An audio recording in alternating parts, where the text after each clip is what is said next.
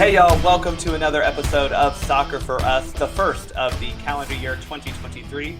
This is Bart, and we've got a jam-packed soccer calendar coming up this year, so we need to take a look at all that lies ahead for our U.S. women's and men's national team in 2023. It is a World Cup year as the women head down under the summer to defend their status as world champions, while the men stay at home to hopefully hold on to 2 CONCACAF trophies. To talk about this upcoming year of soccer in the United States, I have my good friend Thomas, or as you might know him on Twitter, at USKeeper. Good to talk with you. Hope the new year has started well for you. Yeah, things are going well. I'm excited to hit 2023 off running. There's as you said, plenty of soccer to be discussed for sure. Yeah, there really is. I mean, I'm not joking. We literally have competitions going on every month. We have multiple international championships going on this year for both men and women's teams. And as I said, we have 2 major CONCACAF tournaments going on this year. So every month is going to have something for U.S. soccer fans. Before we get too started, we do need to acknowledge the fact that U.S. soccer has a new media home. They will be on Turner or on TNT, I should say, and HBO Max. There is clearly some issues going on with this because HBO Max has not really ventured into the sports world before, other than like HBO doing boxing and stuff like that.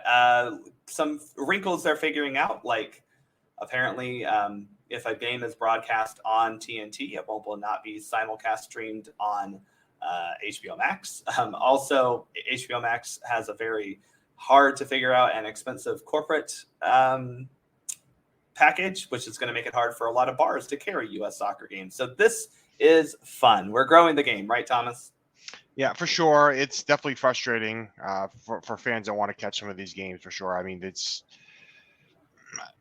used to be worse. So I think there's a way to do it, but I think they're still working through the trials and tribulations of all the options available for them. I think part of it is just U.S. soccer pushing back against Warner, Digital, HBO, Turner, and just say, look, this is what you need to do for us because this is what is expected of you if you want to do anything with actual sports. And again, this isn't pay-per-view. This is not a one-off boxing matches. These are legitimate soccer games that we need to be able to watch. So hopefully they get it resolved. So that's the most recent drama with U.S. soccer. We have some other drama that we probably need to talk about. I'm sure this is not the first time you've heard about this, but apparently there is some tension going on between the Reyna and Berhalter soccer families here in the U.S. Before we really start anything on this podcast, we need to talk about this, the saga, the soap opera, whichever way you want to describe it, between Greg Berhalter and the parents of Gio Reyna, a former USMNT player and legend, Claudia Reyna, and mother Danielle Reyna. Thomas, you had a great tweet and a great post that kind of just summarized and put into a timeline all of the key events in this story. But I think the one that matters most is that Reyna's family and Greg Berhalter and his family have been very close for apparently about 30 plus years. And I think that is a key feature to the story that we do need to say before we get going. So to run through your tweet, November 17th, sometime before the Al Gharafa friendly that we played before the World Cup, Gio Reyna was told by Greg Berhalter that he wouldn't play a big role for the USMNT at the World Cup. Now, this is when they're in Qatar, so a little bit weird. Gio was disappointed by Greg's statement and didn't really give his all in training. After November 21st, or maybe before, somewhere around November 21st, which was the date of the Wales match, Gio had to have multiple meetings with the coaching staff and then had to apologize to his team, as reported by several outlets. After that, Greg Berhalter reports that Gio Reyna, after that match, I should say, Greg Berhalter reports that Gio Reyna had suffered some sort of nagging injury, which is why he did not play against Wales. However, Gio refuted that claim, saying that he was 100%. November 26th, Eric Winalda says that Berhalter was not telling the truth about Gio Reyna's situation, which is causing some, quote, internal strife on the team. Eric Winalda, always here to make things easier. December 6th, Greg Berhalter makes negative statements about a player on the U.S. men's national team at an institute, at a leadership institute, basically. These comments they were not made publicly necessarily. They weren't made to reporters or anything. They were made to people who were paid attendees of that conference. And he did not mention Gio Reyna's name, but as soon as they got leaked, it was pretty easy to tell that it was Gio Reyna who he was talking about. December 11th, Danielle Reyna had a conversation with U.S. Soccer sporting director Ernie Stewart about Greg Berhalter's domestic abuse incident back in 1991, where he self-reportedly, kicked his wife in the legs after an argument of sorts. December 12th, Gio Reyna posted on Instagram kind of apologizing and taking ownership for his actions. And then January 3rd, we get a statement from Greg Berhalter talking about the 1991 domestic assault situation and revealing that there were threats made to him and U.S. Soccer with this information. And then U.S. Soccer that same day released a statement that they were addressing the situation, basically said that there were inappropriate actions involving an outside agent and multiple people on the U.S. Soccer staff. And then January 4th, it comes out that it's Danielle Reyna who had spoken with both Ernie Stewart and Brian McBride about her frustrations about how Greg talked about Gio. She was concerned about Gio's name and image being tarnished on social media and in the public. And in that conversation, she mentioned Greg's domestic abuse incident. The key factor in this is that Danielle Reyna and Greg Berhalter's wife, Rosalind Berhalter, were roommates and friends at UNC at this time. So she would have had very much direct secondhand knowledge of this incident, probably directly from Rosalind Berhalter herself. Did I get everything right? Yeah, I said that's what was included in the timeline I provided. I mean, there was I'm sure there's a couple other things in there. Supposedly Claudio was messaging, Right. McBride and Stewart, it's during the World Cup as it was going on. There's not a lot of detail on that, so part of the reason I didn't provide it because I just didn't. Yeah. I didn't know the timing of it, and I certainly nothing has come out additionally on what was said, in those messages. Yeah. Obviously, this is the big news that has hit U.S. Soccer in the new year. I think the underlying factor to all of this is that Greg Berhalter's contract expired reportedly, and I think all but confirmed by U.S. Soccer. His contract expired on December 31st, 2022. Like, that was a pretty publicly known situation that he was going to be at least out of contract, not necessarily out of a job. From the reports that we've seen, it wasn't anything confirmed, but he was definitely likely to be renamed head coach of the U.S. men's national team for at least this year. We don't really know any more than that.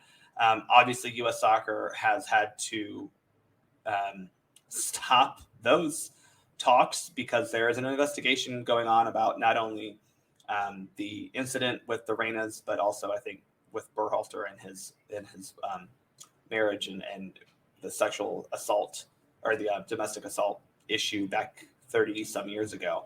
I don't want to make too many sweeping statements about the situation itself. I do want to say that I think this is not good for U.S. Soccer overall. And I think the people who are most hurt by this are Rosalind Berhalter, who had to relive a very traumatic experience because of a public revelation by reportedly a very good friend. And also, Gio Reyna is hurt in this situation because, his actions at the World Cup reportedly, if they are what they are, and as he confirmed, basically, were not great, but certainly recoverable. And I don't think anyone had really any lingering ill feelings about him. But the way his parents reacted to this and constantly having to bring up the fact that, like, maybe he wasn't as great of a team player as he should have been during the tournament, not great for his young career. I don't know. I struggle with this because there's a lot of things that I feel that people seem to be taking hard stances on either side. And I think there are things that all parties did wrong outside of Rosalind Berhalter. So it's kind of hard for me to pick one side and be like, oh, they're fine. Does that make sense? Yeah, I mean, I wouldn't say I would be picking sides on this, in general. I mean, I think if you take away, certain, I mean, look, I had my opinions on Greg's, what he did as a soccer manager. And I don't want to confuse that with the other pieces in trying to, insert that, because to me, they're two very different things. And this whole situation is, I'm saddened and I'm very disappointed of this situation. We lost essentially 2 years in the last cycle because we didn't have a manager and the pandemic. Yep. And I was hoping we could get to a better start with or without Greg. It doesn't really matter in this cycle. Get going in the right direction. We had a good World Cup, not a great World Cup. And let's build off that. And unfortunately now we're dealing, as fans, as federation, we're dealing with another, sort of thing that kind of takes the football out of the conversation. And that's where, as a fan, I don't want to be talking about these things. I have opinions, I have thoughts. I've tried to limit those because, I don't know what I don't know. And so I try to be factual with what I provide out there as best I can. Yeah. And I think you just said it, like, there's a lot we don't know because a lot of this is legitimate, like, personal disputes. And clearly, I think the truths that I do hold, and these are subjective truths, but they're truths to me, is one, I do not think that Greg Berhalter should have told Gio Reyna that he was going to play a, quote, limited role at this World Cup. I don't think that should have been a conversation he had with him basically upon arrival, because I think that is A, foolish to make that statement before the tournament has started, and B, a bad managerial tactic to not even plan to use, in most of our opinions, one of the 3 best attacking talents you have. So I think in that regard, and this kind of goes back to what you were saying about Greg as a manager, I think as a manager, as a football manager, I disagree vehemently with Greg in him doing that. I also don't think he should have talked about the situation so soon after the World Cup. I do think that this is the way he handled the situation was not necessarily wrong. And I do think it's a good, like, leadership learning lesson for other leaders, but probably not literally days after you just got eliminated from a World Cup, talking about something that we all knew what was going on. Like, we all knew, even though he didn't say it was Gio, we all knew it was Gio. We didn't need a reporter to say, oh yeah, it's Gio. We were like, yeah, he's talking about Gio. And I think he was very wrong to talk about it so soon after the World Cup. And while he was at that point in time still the active manager of the team. And that's where I do think Greg messed up very much. Yeah, absolutely. I mean, it's easy, Greg said it in when he was talking with Harvard there last week, he said that it was a regret for him. Well, it was a regret because of what came out after. Right. You had time to formulate that. You had time to think that. And look, if we know anything about Greg, he's very calculated in his responses and his communication. So that was not, that wasn't something that just kind of slipped out, in his presentation. Yeah. So I think it was a big miss on him. You can't have those sorts of things, and because it's a trust thing at this point. How can the team trust him? That's how I would look at that. And I want to circle back to that trust point, because that's going to kind of put a ribbon on all of this conversation. So that's my 2 truths that I do hold about Greg, right? I think also it's very fair to say that Gio's response to that was not good. Now, I can forgive that.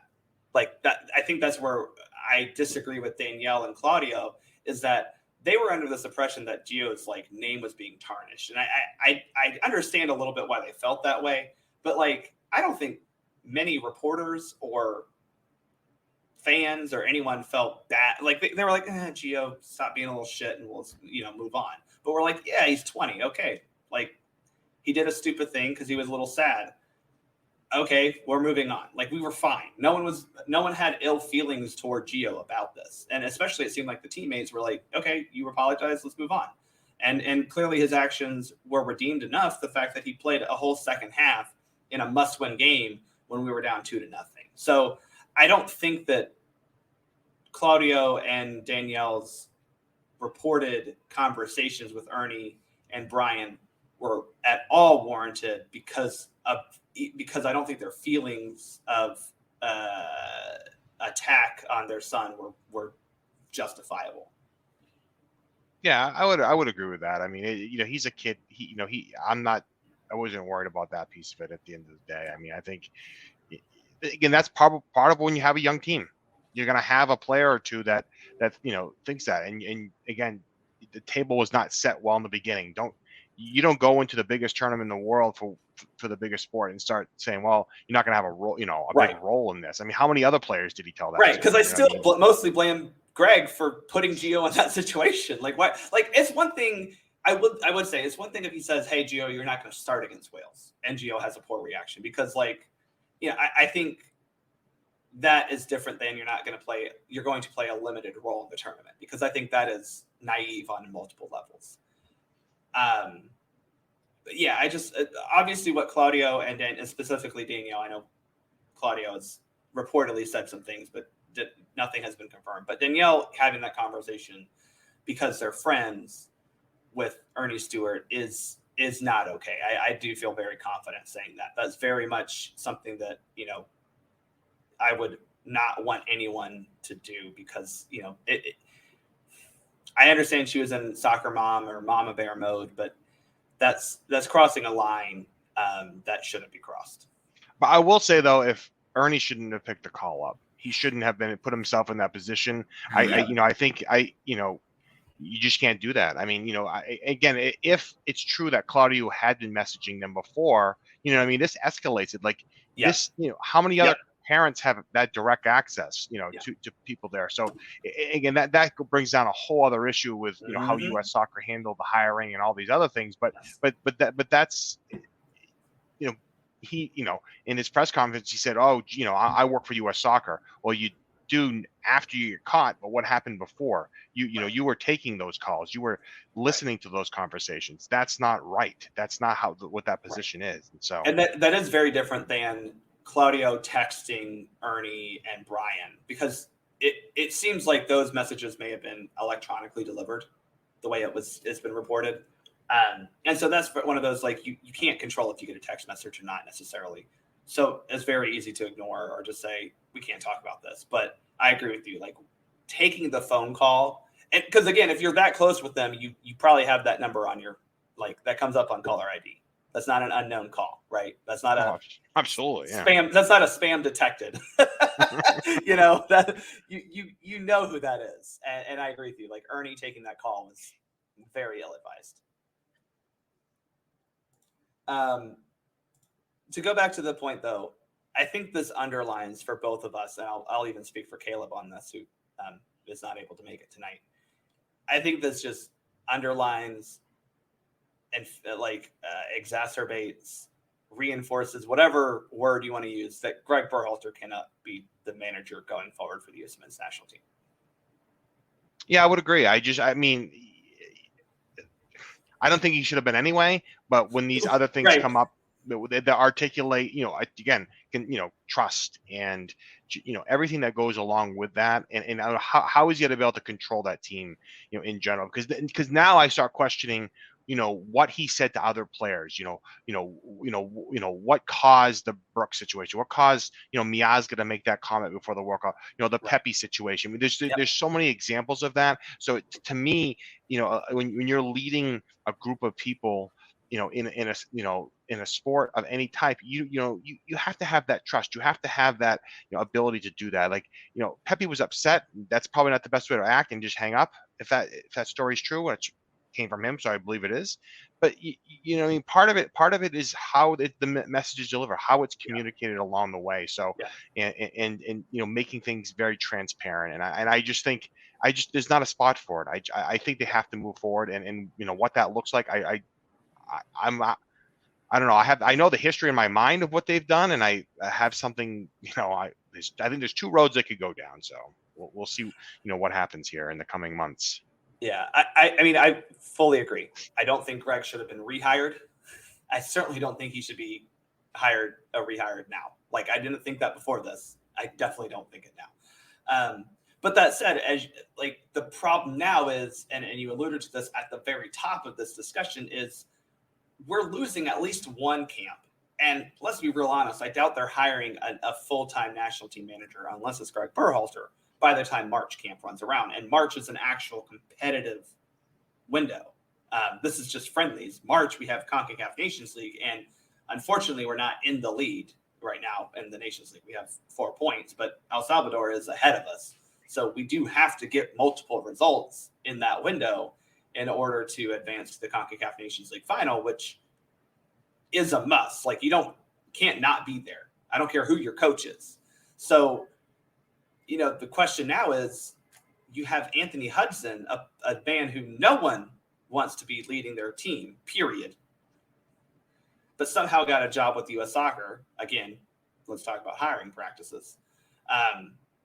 Now he's your interim coach, and that's a problem. I mean, to me, that is a very big problem. I do not trust that man to be a good coach because he has proven time and time again to not be a very good coach. Yeah, it's a tough situation. For the Federation. Sadly, I think we'll see a lot of what we saw when Saracen took over. I think we're going to see a lot of the same. I mean, I trusted Saracen though. That's the thing. I at least I don't mean from a results perspective, but I get what you're saying. Yeah. I mean from like a similar, like maintaining the style of play, because pretty much the coaching staff remained the same, everything underneath him. Yeah. So I anticipate that to remain obviously through this window. In March, who knows? I mean, it's 2 months. I mean, they have 2 months. I mean, they can make something happen if they choose to, in general. And I just, they've put themselves in a tough spot because they don't have the proper feeder group for coaches in line. Because in the past they had Reyna was in the wings, Bradley was in the wings. You know what I mean? They had those managers already kind of lined up to be kind of the next in line for a possible promotion when the opportunity arose. Well, and I think for me also, the dude who I think in U.S. Soccer I most trust to have taken over is Mikey Barras, who's the U20 coach, but he has an important job because they've got a U20 FIFA World Cup coming up in May. If the answer was, hey, we're elevating the U20 coach to the senior national team job as the interim, if it's Mikey Barras, I'm more confident in him. I go, yeah, okay, that's fine. But it's just Anthony Hudson scene. It's just like, no, I can't deal with that. Yeah, honestly, it's next in line. Tap on the shoulder. You're up. It's your until we can figure out what's going on, which is not great. Well, let's talk about the calendar for U.S. Soccer this year because, as I mentioned, it is jam-packed. There's a lot going on. Every single month has a match of some sort going on in it. This is a World Cup year for the women. We've got 2 CONCACAF titles this summer and 2 Youth World Cups. So let's run through that real quick. In this month, January, we've got U.S. women's and men's national team friendlies. February, you've got the She Believes Cup as well as the CONCACAF U17 Men's Championship. March, as I said, CONCACAF Nations League. April, more U.S. women's friendlies. May, the FIFA U20 Men's World Cup that runs through June. Then in June, the middle of June, the 15th and the 18th, reportedly on CONCACAF site, you have the CONCACAF Nations League finals. July, you have the CONCACAF Gold Cup and the FIFA Women's World Cup, as well as an international window for FIFA international window for women's friendlies. So that's possible. We'll see those in that, lead up to the World Cup. August, you have the knockout rounds of the FIFA Women's World Cup. September, men's and women's friendlies again. October, men's and women's friendlies. November and December, both. Men's and women's friendlies, as well as the FIFA U17 Men's World Cup. So a lot going on.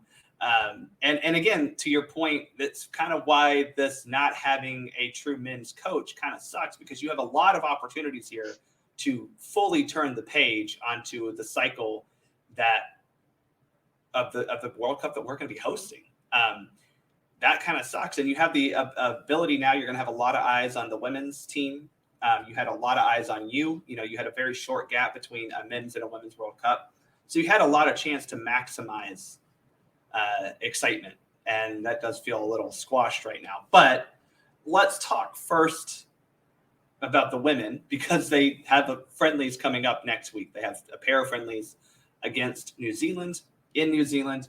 They'll play Tuesday, January 17th at 10 p.m. Eastern time in Wellington. And then Friday, January 20th at 10 p.m. Eastern in Auckland. Both of those cities and stadiums are where the U.S. women will play group matches. They will play all of the group matches on the North Island of New Zealand. Real quick, just need to point out that this is not a FIFA international window for the women or the men. So while the U.S. team is pretty much at full strength outside of injuries, the New Zealand team is not at full strength. So I don't think we'll be getting fantastically competitive matches, but it's a better opponent than we've seen in, like we saw most of last year. So that's a plus.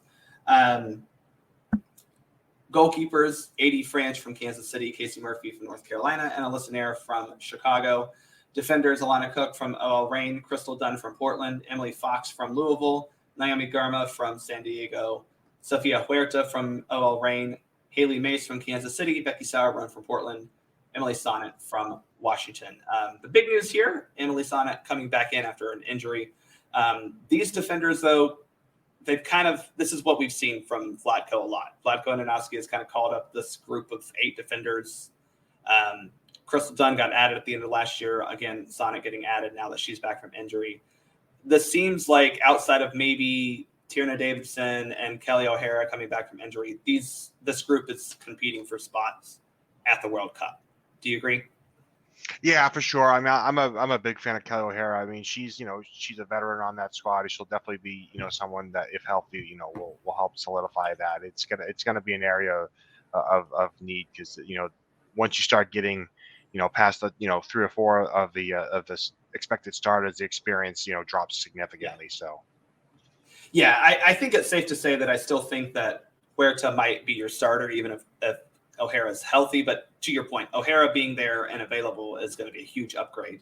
I'm interested to see how Haley Mace performs. I personally have been super impressed with her performances, especially since the England friendly on. And she does play, though, a lot of different positions. So maybe Vlatko's trying to see her there. And then obviously Crystal Dunn coming back. She still is slotted in at left back. I know that annoys a lot of women's soccer fans across the world who would prefer to watch her play in the midfield, where she's actually very good and has done multiple great things at the club level. But I think that, as to your point, Crystal Dunn adds a lot of just experience and class. And no matter what position she's listed at, it's good to have her in the squad.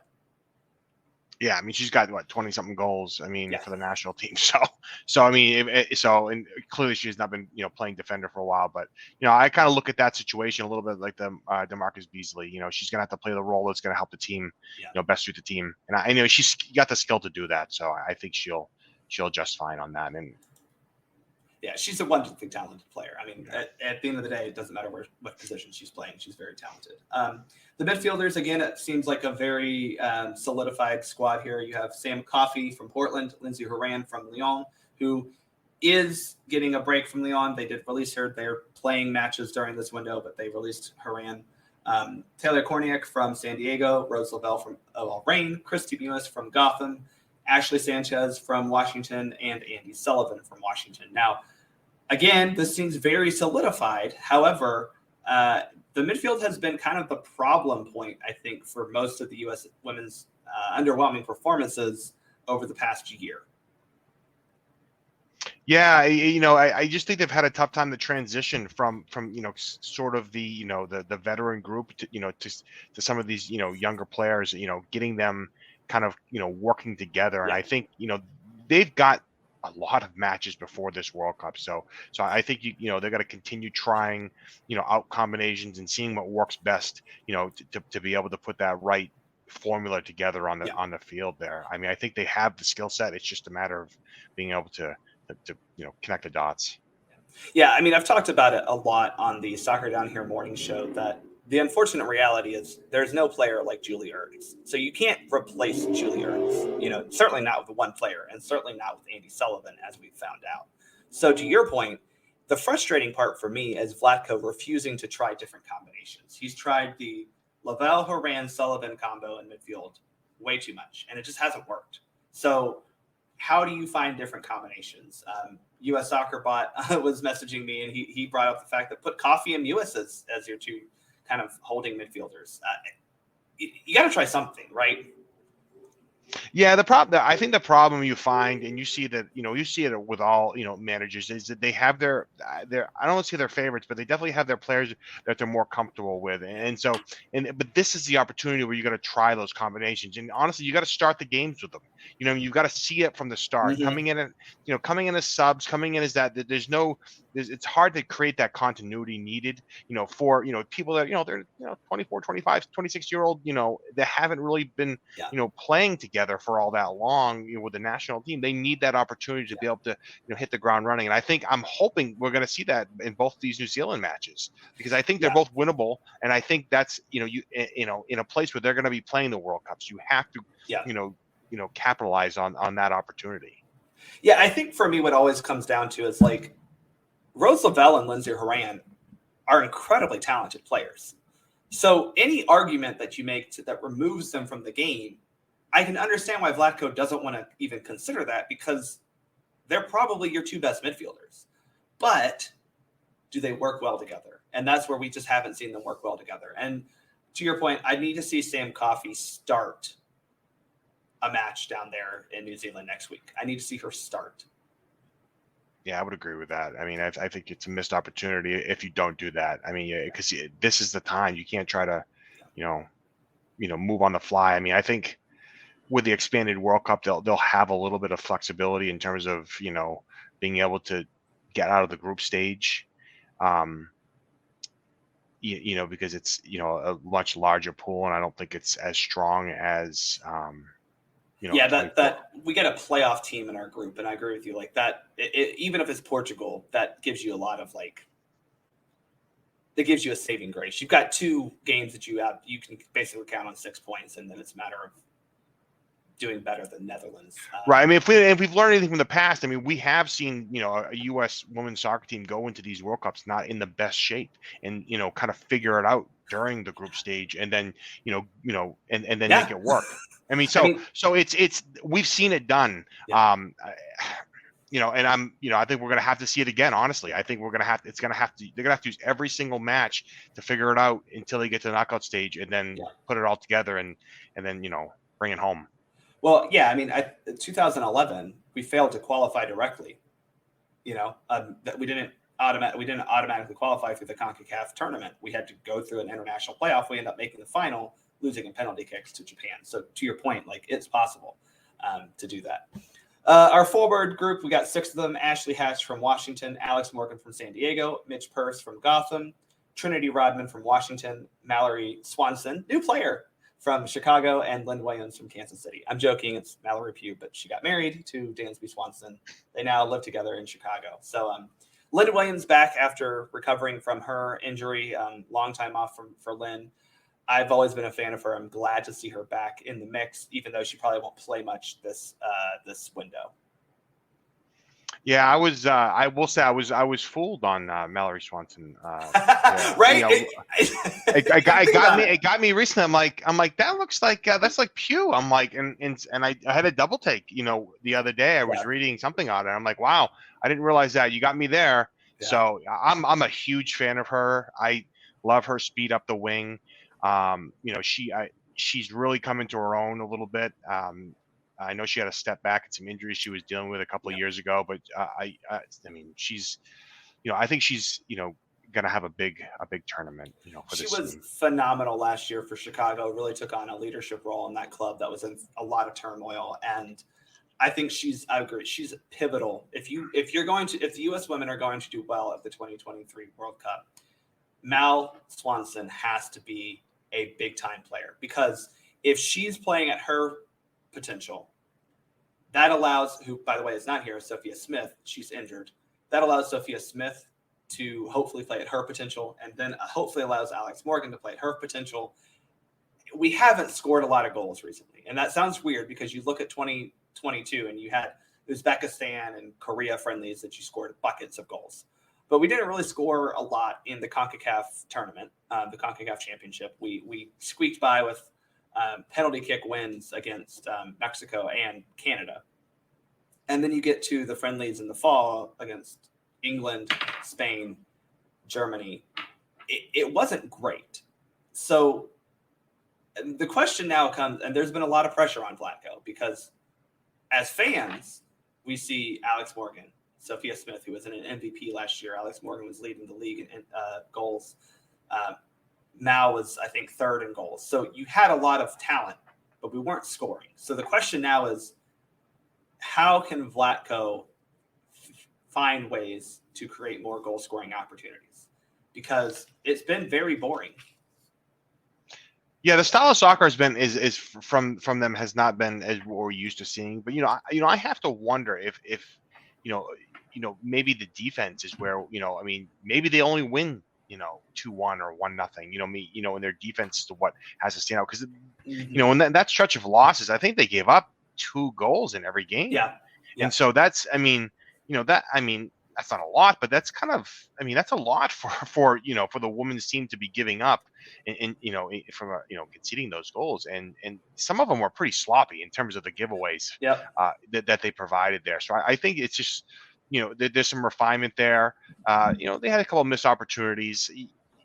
We know it's maybe this could be a little bit harder grinding it out. It's not going to be as comfortable as we've seen in the past, and I think that helps build the character of a team that is transitioning from a generation that had been there for a while. So, and that's kind of how that transition needs to happen, and that's how it grows, I think, a little bit. So they are going to have to figure it out here, and again, they have plenty of matches. They really do. They have 2, 4, 6 friendly matches before the World Cup. I'm sure they'll have training camps before that as well. To your point, though, New Zealand is a team that traditionally likes to bunker. They're not an expansive attacking team. They're a very good team, but they're traditionally a team that's going to bunker, especially when they play really good teams. So this is going to be a test for the U.S. women because they're going to have to break down a bunkering team. And again, a team that is very good and very organized. So I am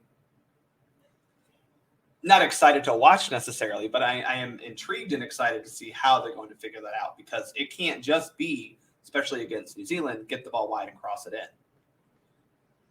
Yeah, they're going to have to, they're going to have to get creative with that, and they don't have their full complement without Smith there, but I think they've got the pretty much the core group involved, and they'll have to figure out how that's going to work, and that's a great opportunity for them. And again, I absolutely love that they're playing these 2 matches in New Zealand. I mean, it's a great thing for the team to be there before the World Cup, to gain that experience, to be comfortable with the area. It's not going to be a wow factor for the majority of the players in that pool. We've seen other teams do this, and there that helps with the comfortability of the environment and your surroundings. So I think that's that's another takeaway from these 2 matches as well. Yes.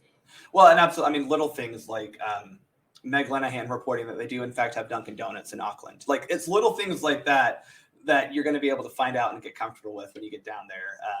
And I agree. Like, this is, I vaguely remember Berhalter wanting to do a trip like this at some point with the men's team.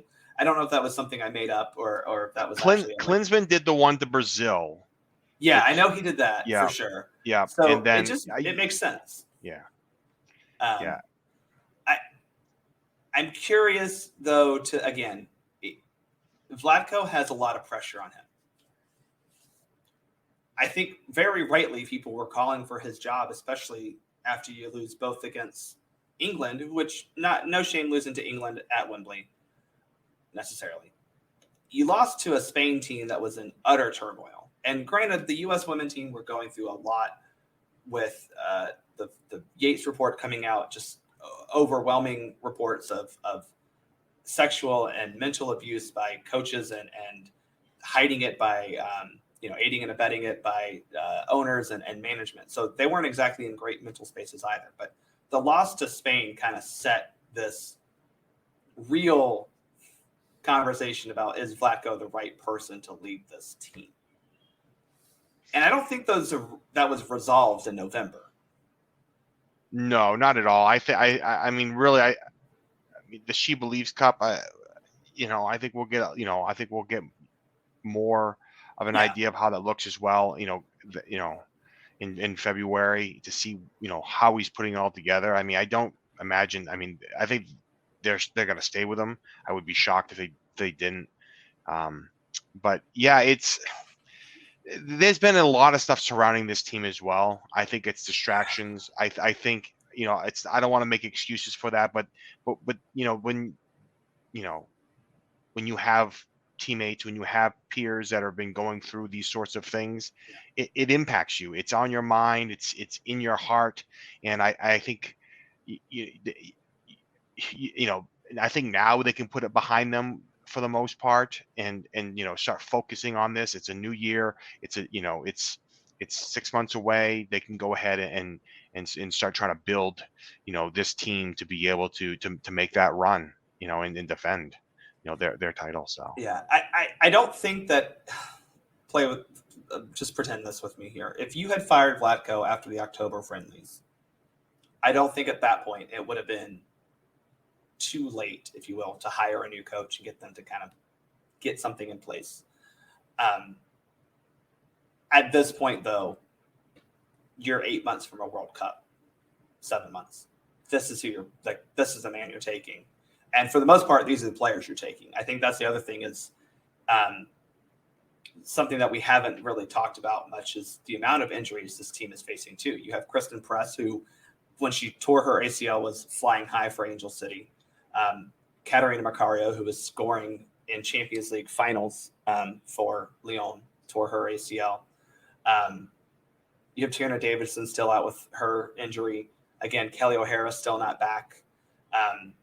Abby Dahlkemper was derailed by an injury that never really seemed to recover. Sam Ewis still out with an injury. Those are big names that automatically make this team better if they're in the squad. Oh, for sure. I mean, and I don't even know, what are they doing for squad number? Are they doing 26 as well? So we'll talk about that. FIFA has decided that it's 23. Oh, that's too bad. Yeah, I understand that the 26-person squad was definitely a COVID era kind of allowance, but we're not out of the COVID era right now. And I also just think for the sheer fairness of it all, like, why not? I think it's stupid to limit it to 23 anyway. I think I don't agree with that.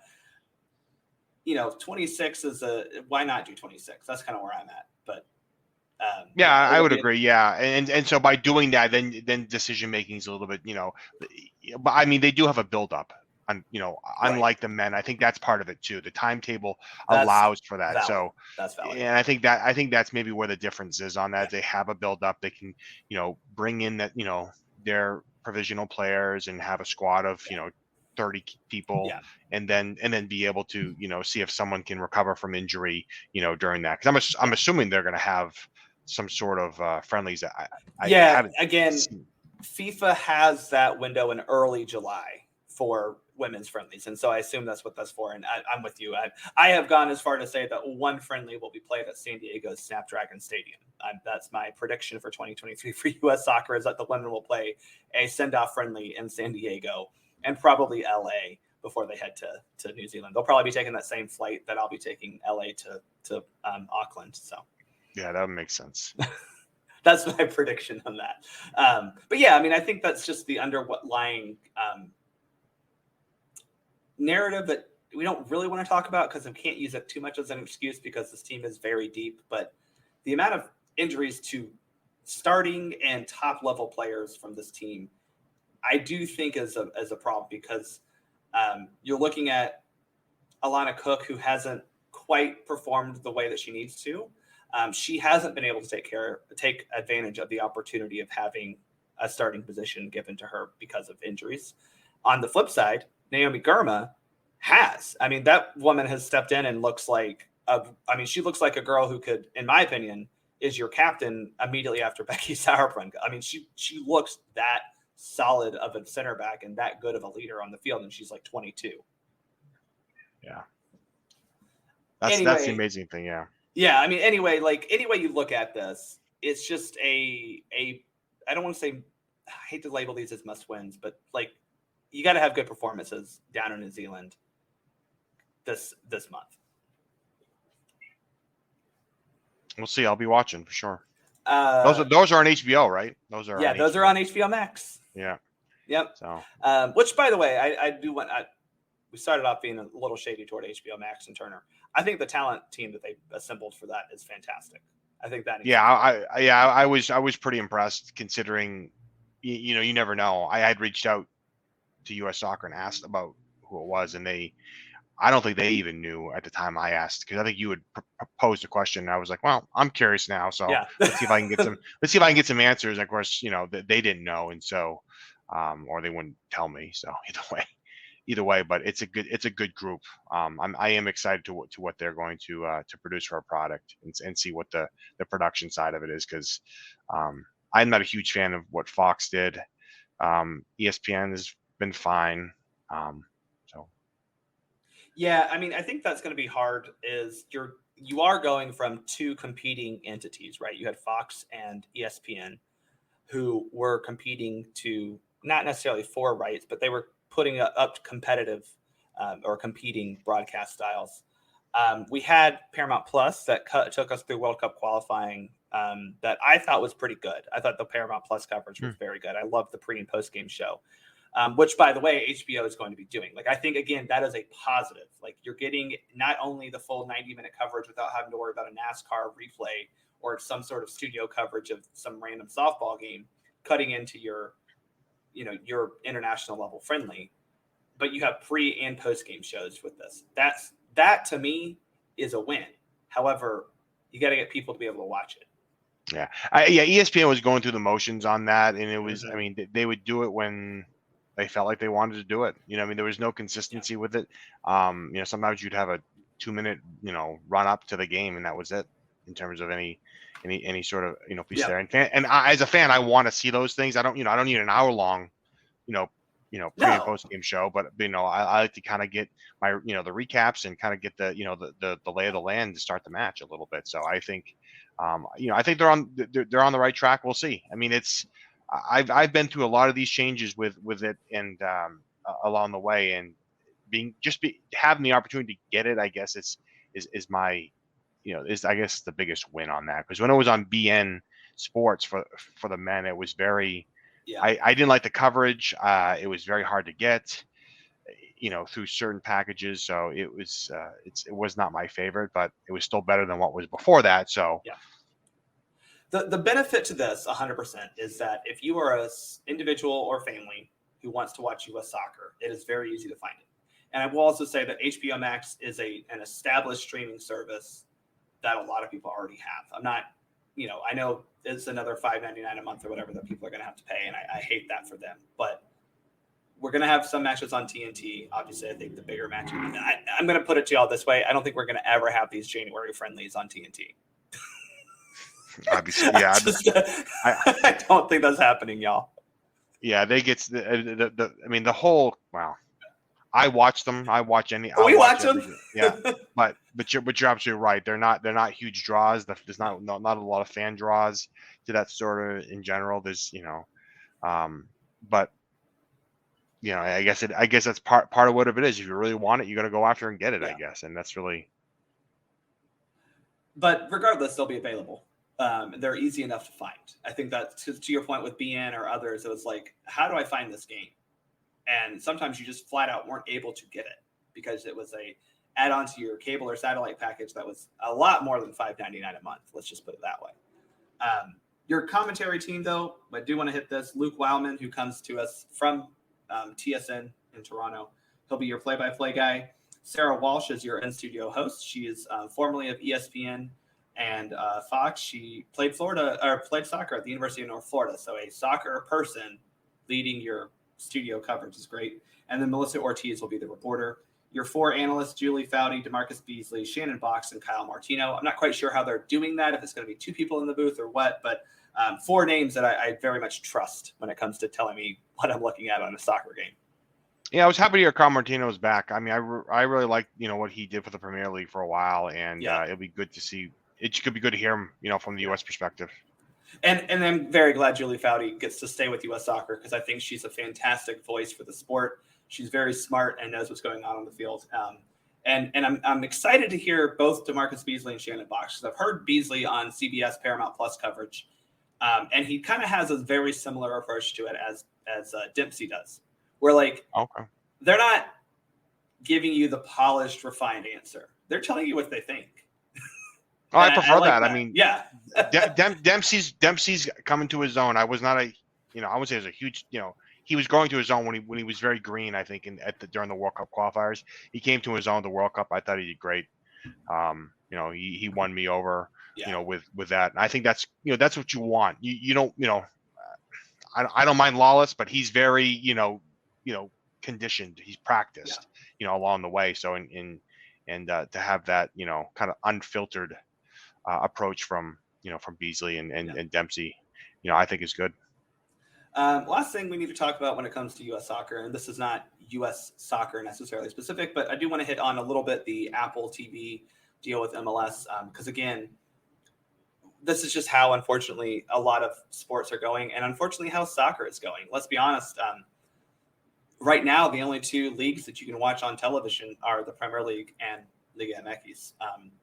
That is a little bit unfortunate for the growth of English language coverage in the U.S., but with MLS going to Apple TV, they're getting the same treatment now that they're getting the treatment they want. That's the way I look at it, right? They weren't getting this from Fox or ESPN. They weren't going to give you a 30-minute pre-game show. They weren't going to give you a 30-minute post-game show. The fact that you're going to have, produced content throughout the week is great. The fact that you're going to have the whip-around show is great. So I just want to, it's unfortunate that, again, it's another streaming service. I do think it's vastly overpriced. But in your opinion, because you've been around this game longer than I have, and you had to watch it longer than I have, but we all remember that you got lucky if you got Fox Soccer Plus or Fox Sports World. That was the only place you could watch soccer in this country for forever. It is nice to know that you have a lot of options and you can watch a ton of leagues across the world. It just sucks that it's just so spread out. Yeah, the options are great. You want to watch it, you can watch it. You're just going to have to pay for it. And so I think that's where I'm on the fence a little bit. Selfishly, I would pay, I don't know, to have all these things consolidated. Because I want to have the opportunity to watch the match I want to watch when I want to watch it. In general, I want to be able to watch international soccer. I want to be able to watch a certain, European, Scotland match, Celtic versus whoever, I want to watch, certain Premier League matches. And so, excuse me, you have to, sometimes they're there, sometimes they're not. And so in terms of that easy reach, and then it's the additional level. And sometimes it makes it a little bit harder. And I'm probably less inclined to go after that. But the Apple thing is very interesting to me. I love the consolidation of it because I for a long time I couldn't watch the Revs because I didn't have that channel, and that was a regional channel. And then they went to something in the last couple of years where now I could get it on ESPN Plus because now it was truly regional in Boston area. And so then I was able to watch those matches on ESPN Plus. So now and so I'm hoping they're successful. I'm hoping they're able to find, a similar, formula to what we see with, maybe football, because they do have a plan in place where they're saying matches on Wednesday, matches on Saturday, or whatever it is. And they're creating it as event viewing. So you're going to know it's Wednesday. It's, you're creating an event. It's Wednesday, MLS is on. It's Saturday, MLS is on. And I think by doing that, you're conditioning your viewer. You're conditioning even the casual fan. Saying, when is that game on? Oh, it's on Saturday. Okay, great. And to be able to do that, I think is a smart move. I think they need to be, in the beginning, they're going to be more strict with it, but I think you'll have some nimbleness as the they see the success of hopefully of that to allow for, maybe a special Sunday game or Friday game or whatever it is. I love the Friday ones personally. I've been saying it for so long. Personally am also with that. I kind of would have liked, and you can still do it on Apple because Fox is getting 1 or 2 a week. Fine. That's where you're going to see some of those on Sunday. I'm with you. I think Apple, if I were Apple, I would find a way to get a Friday night venue or Friday night. Yeah. Give me 2 games on Friday that kick off the weekend of soccer, make it marquee matchups. Because as a fan who attends these games, I'm just saying, I'll go. But also as a fan who watches, that's a fantastic way to start a weekend. If you're telling me that my team plays at 7:30 on a Friday and I can start off my weekend getting drunk on a Friday, that's fantastic. Yeah, I'm all for it, man. You put a couple games on Friday at Yeah. at reasonable times for everyone. That I'm watching them. Yeah. No matter if my team's there or not, because for me it's an open opportunity. It's like it's right here for again. Yeah. But I am very happy with the ability to set the start times the way we want it. And I think that's also another positive of the HBO Max thing is we're not at the mercy of Fox or ESPN for setting start times. We could do it when we want. And also, we're not tuning into Fox at 8, but the game doesn't start until 8:23. Right. Because that was the most annoying part of Fox's coverage is, the game starts at 8, and we're not kicking off until 8:24 or something like that. And it's like, right. And it's been reported that for months, and so then it's like all of a sudden like, no, that's not what it is. And so and when you have to wait for your the soccer media to tell you no, the game actually starts at 8:24, then it's like, okay, well, the point where the league was reporting the last 2 years on their website the actual start time, that's when it was a little bit of a scam. Yeah, not a huge fan of that. One big thing before we get out of here, one big thing that you're looking forward in this year for U.S. soccer as a whole.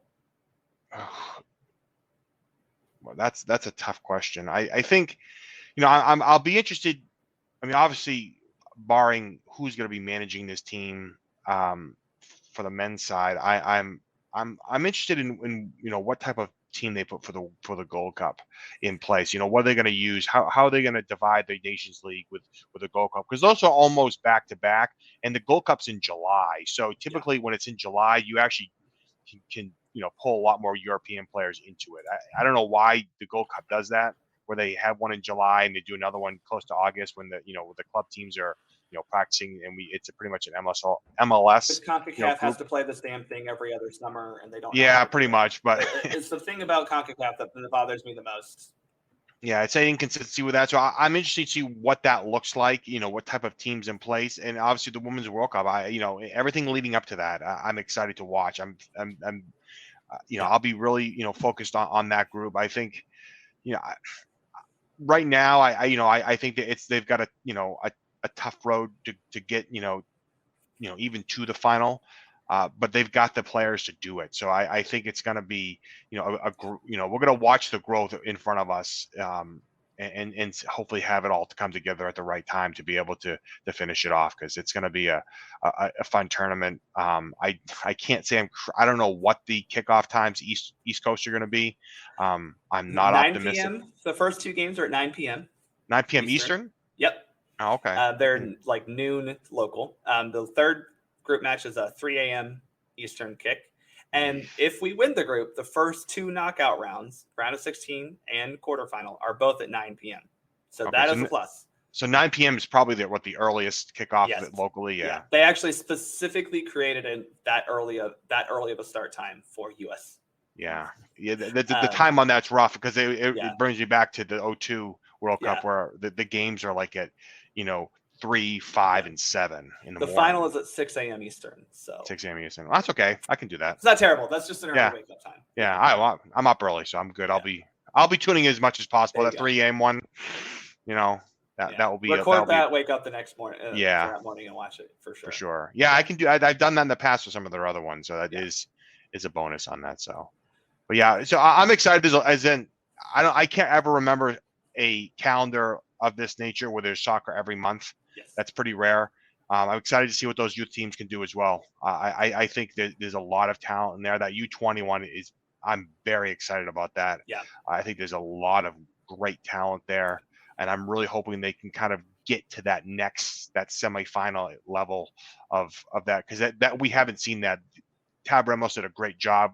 I think that three of those World Cups before he left, they made it into that round of into the quarterfinal round, and I think the next piece is going to be there. I don't know if it'll be this one or not, but they've got the players to be able to make that run.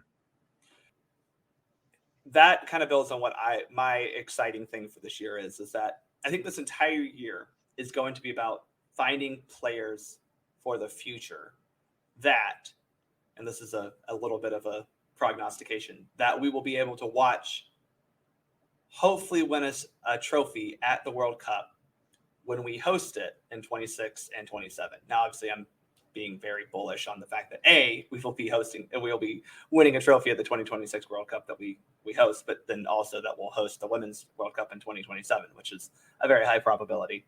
But point is, this entire year is going to be finding those players who are going to help make our programs better for the future. And what I mean is, obviously, we have a very good team in the U.S. men's national team that we just saw play at the 2022 World Cup back in November, December. And that core is very young. But there are players who will be aged out by the time that the 26 World Cup comes around. And there are players even in this core now that, though they're young, are replaceable. Let's be real honest. There are guys that we could say, we find someone better. So that's the whole point of this year, is between that U20 World Cup, the CONCACAF Gold Cup, and the U17 World Cup.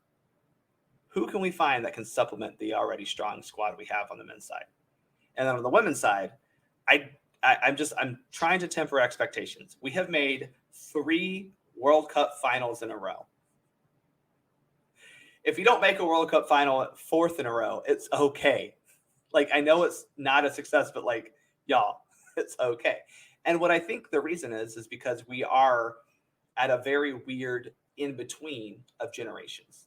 Because you can look at the Sophia Smith, Trinity Rodman, Katarina Macario. I'll even throw her in because I know people love to talk about her. Mia Official, Sam Coffey. Like, there's a lot of young talent on this team and in NWSL that aren't, I don't think, quite ready yet.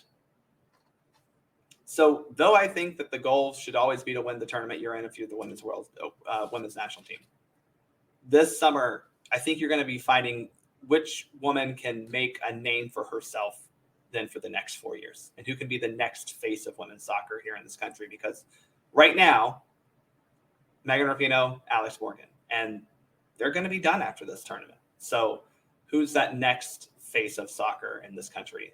That's what I'm excited for this year. Absolutely. Thomas, where can we find you on Twitter before we get out of here? I'm on US Keeper on Twitter. So, give me a follow. I try to keep it factual. I do have opinions. I'll probably do a little bit more opinion stuff than I had this year, probably than the past. But again, my opinions are based on fact. You can back up your opinions, unlike a lot of people right now going on. Are you a bot, by the way? Are you a burner account? I'm not a burner account, but I did find that somewhat intriguing to me, but not surprising. So, but as quickly as they arrived, they did quickly go away. But oddly, no one followed me like that. So I definitely got a lot of like Japanese accounts following. Oh, did you? Really? I didn't get any of that stuff.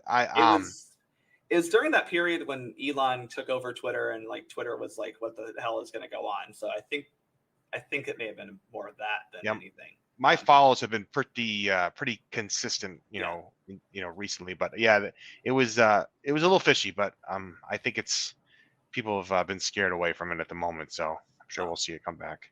US Keeper, not a burner account. Follow that one. Also follow at Soccer for Us Pod on Twitter. Not a burner. That's mine. It's just my second of actually 4-5 Twitter accounts that I manage, but I don't need to get into that. Anyway, thanks everyone for listening. Thomas, thanks for joining me. Thanks for talking about a jam-packed calendar of 2023 for US soccer. I'm Bart. I'm out.